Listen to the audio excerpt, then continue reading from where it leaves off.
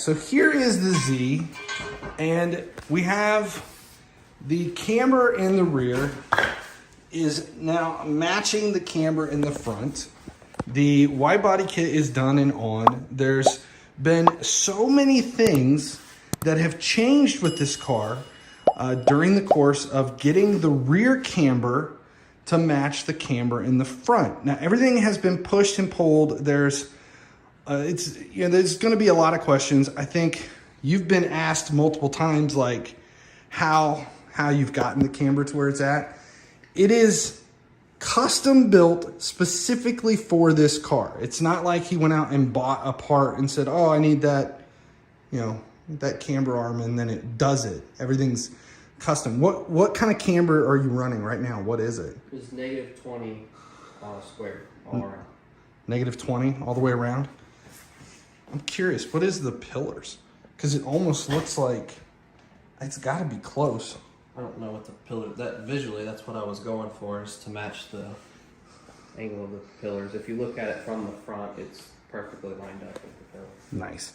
Okay, so the other thing that really happened when the camber was set that we weren't kind of planning for is, if you see here how high the bottom of the wheel is off the ground, it does have a very high stretch, low profile tire, but because of the angle, what is it, about 5 inches from the bottom of the ground up to the wheel, because of the angle of the tire. So underneath, there's, like, you're only touching there in the back, but because of that, it has pulled the rear wheels out, and now he's dealing with axle stretch. So there has to be, are you putting a hub in? Is that what it is? They're just axle spacers. It pushes the axle back towards the diff where it needs to be. Okay, so the rear wheels have actually splayed out from where the axle is. There's a stretch. The boots are actually stretched and puckered because of the length of the space. Now, this isn't done yet. There is a Sudani stretch on the wheel. So you see this gap here between where the tire is and the edge of the wheel, the lip on the rim. That stretch is actually going to be on the outside of the over fender. So to do that, there's going to have to be a spacer to pull the wheel out so that at the top, the fender actually sits down between the tire and the wheel. So to do that, there's going to be, actually, you're going to have to cut the over fender up, right? Yeah, it's radiused up 1 inch. It'll probably have to be cut a little more, but that's my next step, is dialing in the fitment. I need to get it jacked back up, figure out what size spacer I need.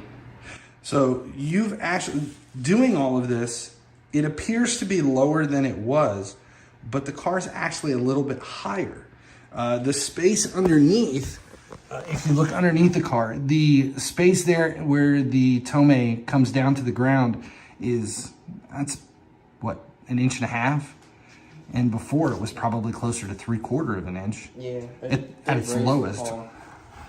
So even though the car appears to be lower, the suspension and everything underneath is actually a little bit higher. So this should be a little bit more road friendly, barely. I'll put it back down. You're gonna lower it back down? I'll put it back to where it was. Anyway, the adjustment in the front's gonna have to be raised. There's no way around it, because that whole wheel is tucked pretty far. And if you're gonna, Jesus, how much of a spacer are you gonna need? Like 1.5 inches, 2 inches? 2 inch probably.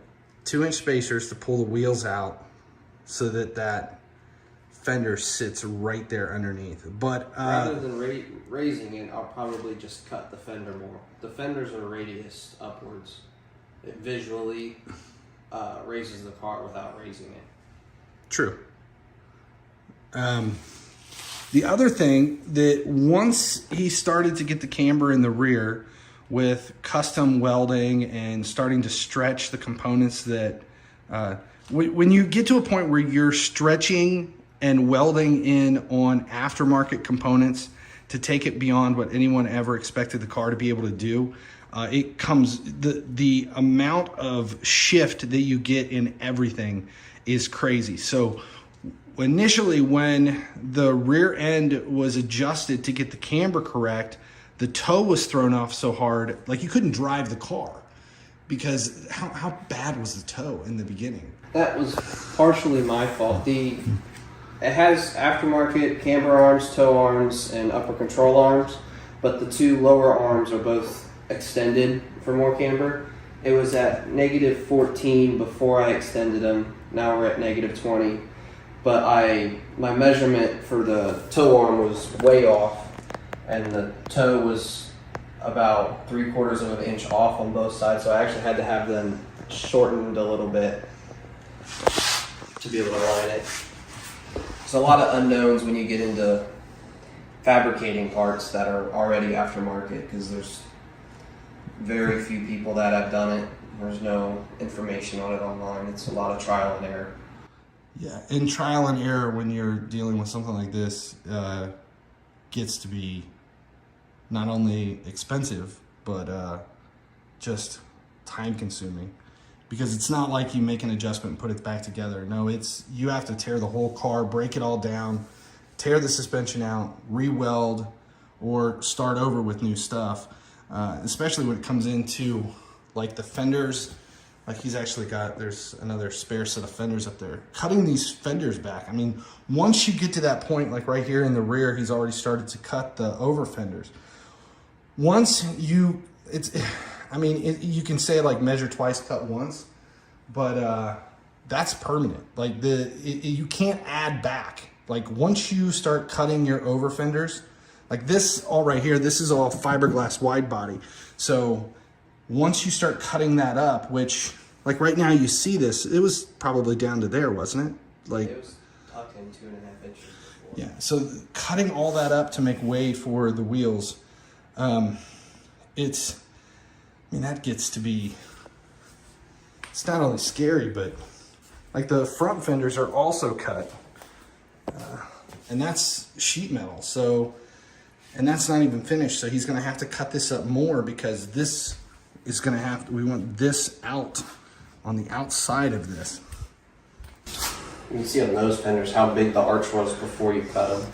Yeah, if you look here, the arch here is about the width of my thumb, but these are stock fenders and the arch is almost twice that width. So that's all been cut off here on the front. The purpose of radiusing out the front was to help with turn radius. The bumpers radiused out some too, but without doing that, there was 0 turn radius. They're still very minimal, but it's drivable now. Yeah, I've watched you have to do like a 5-point turn to get out of a driveway. Yeah. So, yeah, this is slowly turning into a trailer king. Just letting you know. It's okay. It's okay. All right. Well, that's the build as it stands. I'm excited to see that Sudani stretch on the outside of the fender to see what it looks like. Appreciate you guys supporting the channel. Thanks for watching the video. If you're looking for more car related content, make sure you subscribe here on the GearHeads channel. If you're looking for video game stuff, we've divided YouTube up into 4 different channels. Over there, you'll see the link for FC Mobile, Raid Shadow Legends, and then GearHeads for a few laughs, basically where we make fun of the alpha male.